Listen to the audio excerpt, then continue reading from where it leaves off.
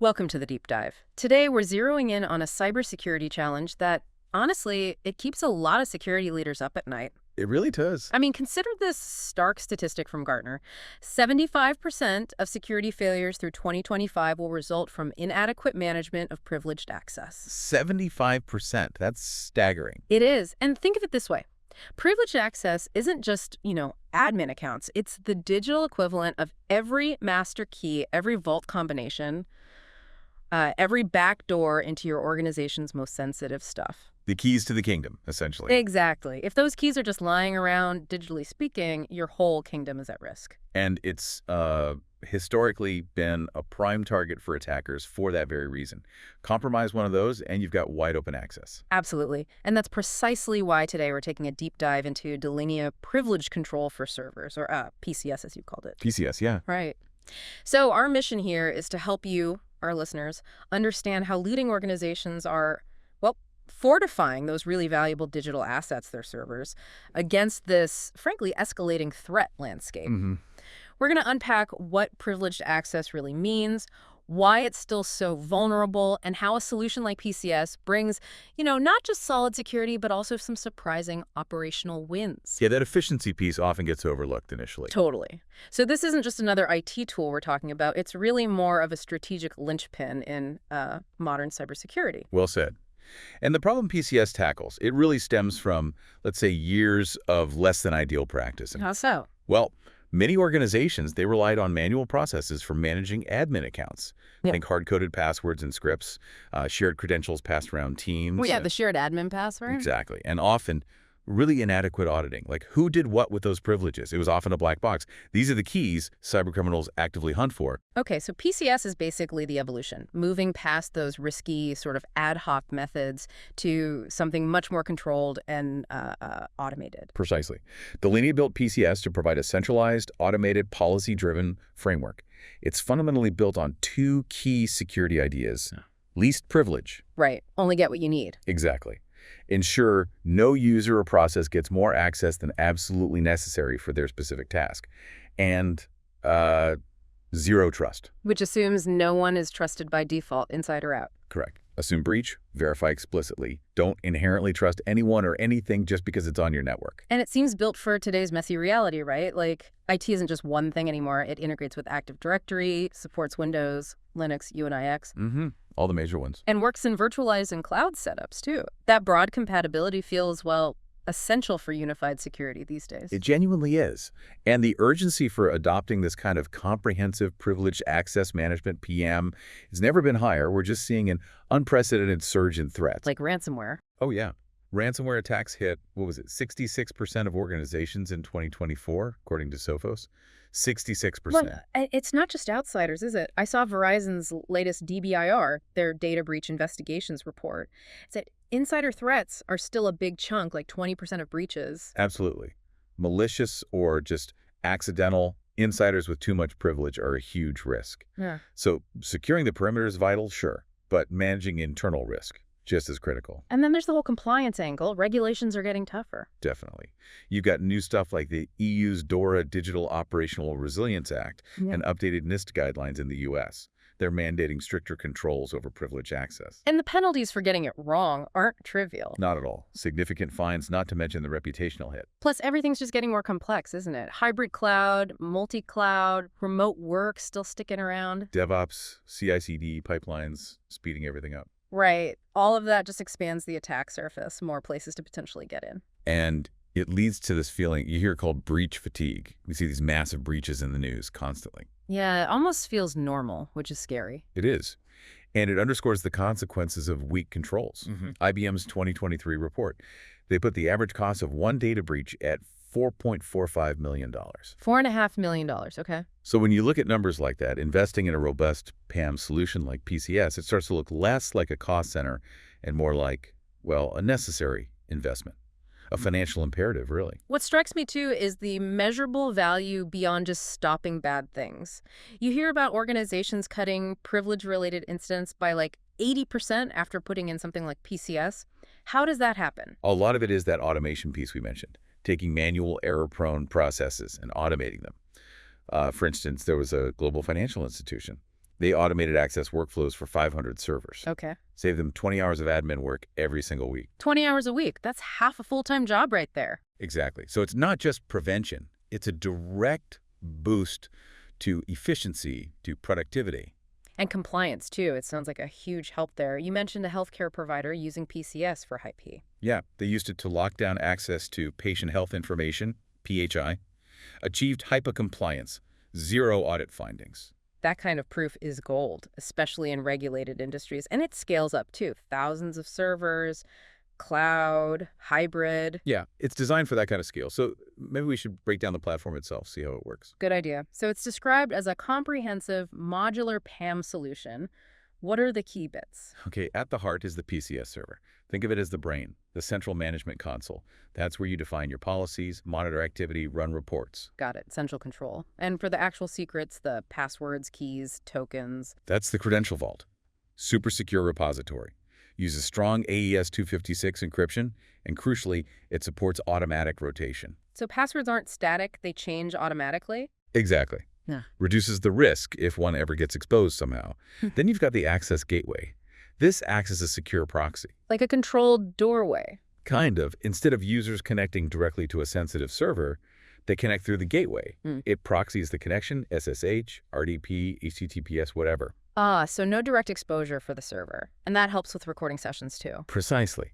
It centralizes the connection point, making it easier to monitor and record everything that happens during that session. So it's not just if you get in, but how you get in and recording what you do.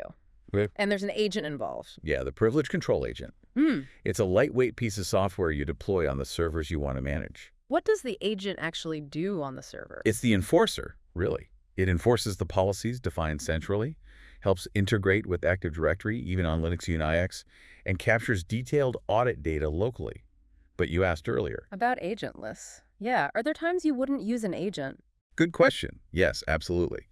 While the agent gives you the deepest level of control, kernel-level enforcement, granular detail, sometimes you just can't install an agent. Like maybe certain cloud services or really locked down legacy boxes? Exactly. Or maybe regulatory constraints. Yeah. So agentless options are important. They might rely more on things like API integrations or network-level monitoring. The trade-off is usually, well, less fine-grained, real-time control over specific commands compared to what an agent sitting right on the OS kernel can do. Makes sense. Different tools for different situations. And all this data it's capturing, agent or not, where does it go? It feeds into the audit and reporting module. This collects, analyzes, correlates all that session data, generates reports you need for compliance, and crucially, it integrates with SIEM systems. Like Splunk, Carriers. Right. So you can correlate privileged activity with all the other security events your SIEM is tracking. Then there's the authentication and authorization layer. This handles MFA, single sign-on integration, role-based access control, RBAC. Ensuring the right people get the right access securely. Precisely. And for critical systems, which, let's face it, most managed servers are, you need high availability and disaster recovery. Redundant servers, failover, the usual necessities for uptime. Yep. PCS includes mechanisms for that, plus integration APIs. This is key for automation. Hooking into tools like ServiceNow for ticketing or Jenkins, Ansible for DevOps workflows. Okay, so putting it all together, the strengths seem to be that cross-platform support, the zero trust alignment we talked about, scalability, and hopefully ease of use. Yeah, they focus on intuitive dashboards, pre-built policy templates to make it manageable. So when you look at these components together, Let's talk about it in action. One of the core functions people actually use day to day. Credential management has to be huge, right? Storing and rotating keys securely. front and center, and tightly linked is access control, enforcing that least privilege principle, making sure users and processes only get the access they absolutely need for the time they need it. And then watching what happens. Exactly. Session monitoring and recording, capturing those privileged sessions, giving you that video-like playback for audits or, if something goes wrong, for forensic investigation. A complete record. And behind all that are the rules. Policy enforcement. That's where you define the specifics. Maybe time-based access, maybe requiring MFA for certain critical actions, who can run what commands. Okay. So all these functions together help with threat mitigation, spotting suspicious stuff, insider or external. Correct. By monitoring activity against policies, you can detect and even automatically respond to anomalies. And of course, a massive driver is compliance support. generating the detailed audit logs and demonstrating the access controls needed for GDPR, HRIPA, PCI DSS, SOX, you name it. That financial institution example really hits this home. 500 servers, needed PCI DSS compliance. Right. They use PCS to automate credential rotation, enforce MFA everywhere, record all the admin sessions. Result, big drop in unauthorized access attempts and, crucially, zero findings in their PCI audits. That's tangible value right there. Now let's get into some of the more advanced stuff. You mentioned commands and command groups. How granular does that get? Incredibly granular. PCS can control specific commands users are allowed or denied on servers, and it enforces this down at the kernel level. So deeper than just shell restrictions, you could allow someone to, say, restart a specific web service, but block them from running rmark-rf? Precisely. Prevent catastrophic mistakes or malicious actions before they execute. And the command groups idea lets you bundle related permissions. Maybe a database admin restart group that includes commands to stop-start specific database services. Makes managing permissions much easier. Especially across many users or lols. Okay. And for Windows, does it work similarly? Yeah, similar principle. It provides precise control over launching specific executables or running certain system commands, often with elevated privileges, complementing what you might already have in Active Directory GPOs, but with more dynamic control and auditing. Again, that kernel-level enforcement is key. It intercepts the action before the OS fully processes it. Got it. Next big one, MFA, multi-factor authentication. We know it's essential, but how does PCS use it beyond just the initial login? That's the critical part. It integrates MFA at key points within a privileged session, not just logging in. Like when you need to escalate your privileges? Or run a really sensitive command? Exactly. Require that extra step password plus a push notification or a one-time code, maybe biometrics, right at the moment of highest risk. So even if someone compromised the initial login somehow, they hit another wall when they try to do something impactful. And that's logged too, I assume, for compliance? Meticulously. Every MFA prompt, success, failure. That audit trail is vital for frameworks like NIST 853, GDPR, SOC2. And you can feed MFA failures into analytics to spot brute force attempts or other anomalies. Makes sense. Okay, session recording. Video playback of sessions on Windows, Linux, Unix, capturing encrypted logs. Sounds incredibly useful for forensics and audits. How does the recording actually happen?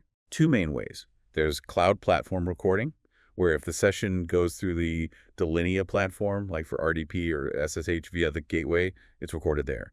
Then there's agent-based recording, where the agent on the target server captures the activity locally and securely sends it off. Pros and cons. Cloud recording is simpler for proxied sessions. Agent recording captures everything done locally on the box, even if the connection didn't go through a central proxy. You can set policies too, maybe only record sessions with elevated privileges or involving specific critical commands to manage storage. Right, don't need to record everything. And the recordings are secure, searchable. Securely stored, encrypted, searchable metadata, often integrated with SIEMs. And there's cool emerging stuff with AI analytics starting to scan recordings for suspicious patterns automatically. Reduces that manual review burden. Interesting. Now, underpinning all this are the PCS policies and engines. Policies define the rules who, what, when. Based on dynamic filters, yeah. Like Active Directory group membership, server tags, time of day. Very flexible. And the engines are the workhorses. Exactly. They're the middleware, usually installed on dedicated servers. They handle the policy delivery to agents, user authentication checks, managing the active sessions, collecting the audit data. They're designed for high availability, failover, resilience. And there's automation around managing the engines themselves, like updates, to ease the load on the security team. Got it. Okay, let's tackle two big concepts that seem related. Active Directory bridging and just-in-time access. AD bridging, first letting non-Windows boxes use AD. Right. Think Linux, UNAX servers. Instead of managing local accounts on each one, you bridge them to your central Active Directory. Users log in with their familiar AD credentials. The example was a retailer with 1,000 Linux servers using this. Cut authentication times by 50%. That's huge efficiency. Huge efficiency, plus massive security consolidation. One identity per user managed centrally. Reduces that credential sprawl headache. Okay, and how does just-in-time access, or JIT, fit in? JIT is a core principle for minimizing risk. Instead of someone having standing, persistent admin rights all the time. Which is a big target. Exactly. JIT means you grant those elevated privileges only when they are actually needed for a specific task, and critically, only for a limited duration. Then the access automatically goes away. So the window of opportunity for an attacker, or even for an accidental mistake, is drastically shrunk. Precisely. Minimize the attack surface. Often, this is paired with step-up elevation, Which means? requiring extra verification, usually MFA, at the point where the user requests that temporary elevated JIT access. So, you need access. Okay, prove it's really you right now with MFA, and here's your access for the next hour only. That sounds powerful. How does an organization actually set that up? Generally, you deploy the PCS agents. Then you create specific JIT policies in the console. Define who's eligible, what level of access they can request for how long, and configure the MFA triggers. Then, critically, test it thoroughly to make sure it works smoothly without blocking legitimate work too much. Right, usability matters. Let's tie it all together with that manufacturing company example. 300 servers, mixed Windows, Linux. What were their initial problems? Typical stuff, really. Lots of unmanaged local admin accounts, inconsistent controls across different server types, big gaps in their audit trails. They knew they had risks. So they brought in PCS. What did they implement? They put agents on all 300 servers, integrated tightly with their AD using the bridging for the Linux boxes. They rolled out MFA for privileged access, set up comprehensive session recording. They used the PCS inventory feature. What's that? It helps discover accounts and privileges across the managed systems. They used it to find and clean up about 50 accounts that had way more privilege than needed. And importantly, they built resilience, deployed redundant audit collectors and command relays, so recording and control wouldn't stop if one component had an issue. And the results? Pretty dramatic. They reported a 90% reduction in risks related to privilege escalation. They achieved SOC2 compliance, which was a big goal for them. And IT operations got smoother because access management was centralized and automated, turned a major security headache into, well, a much more controlled environment. That's a compelling story. So once it's in, you can't just walk away, right? There's ongoing work. Absolutely. It's not set and forget. Ongoing management, optimization, that's crucial to keep getting value and stay secure.